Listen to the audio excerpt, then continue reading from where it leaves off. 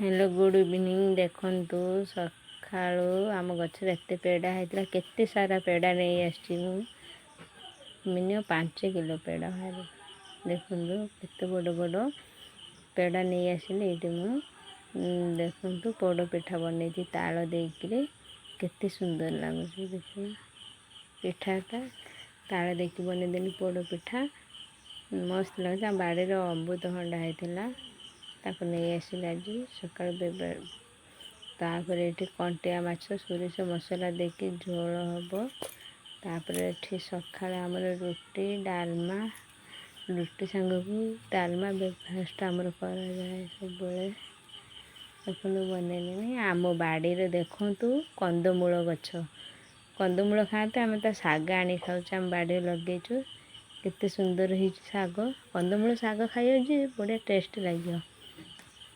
आम बाड़ी गचर ताल होता ये नहीं आसनी केते बड़ बड़ ताल पोड़ पिठा करें बोली देखु रुटी सांग तो डालमा बनई रोचे। जय जगन्नाथ।